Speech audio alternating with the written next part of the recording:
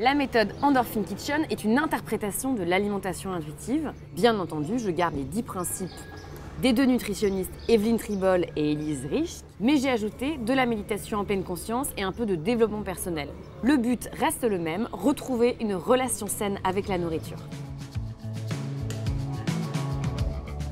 Je tenais absolument à ce qu'il y ait un lien entre le mot bonheur et le mot cuisine. Et du coup, le mot endorphine s'y prêtait pas mal. Alors forcément, j'ai changé l'orthographe pour une question de cohérence avec mon blog de cuisine qui s'appelle Akali.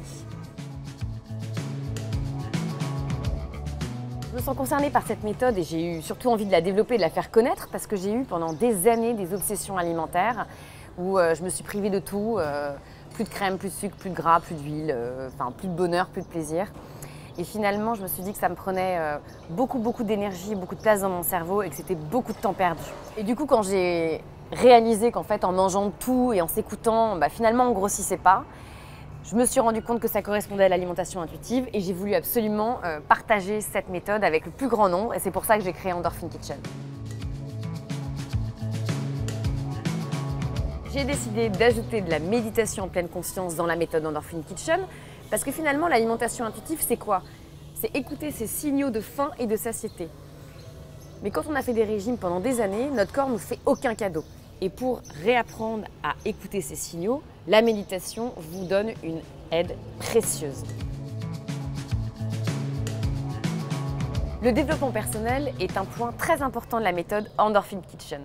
L'idée est de détecter quels besoins précis se cachent derrière une fringale ou un comportement excessif. Et c'est en se connaissant un peu plus, en ayant aussi une meilleure estime de soi, en augmentant sa confiance, qu'on arrive à accepter son corps, qu'on arrive à lâcher prise et à retrouver un poids de forme.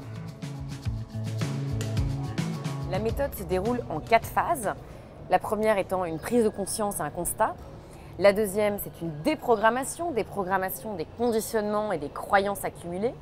La troisième, reprogrammation, où on va justement réintégrer par exemple les aliments tabous, parce que moins on va mettre sur un piédestal un pot de pâte à tartiner, moins on en aura envie. Et la quatrième, je l'ai appelée paix, plaisir et liberté. Je vous donne toutes les billes pour manger de façon intuitive sur le long terme. Concrètement, vous avez la possibilité d'avoir un accompagnement personnalisé ou retrouver la méthode en ligne qui arrivera très prochainement. Vous pouvez nous suivre sur Facebook et Instagram sous le nom Endorphin Kitchen ou sur notre site internet. À très bientôt!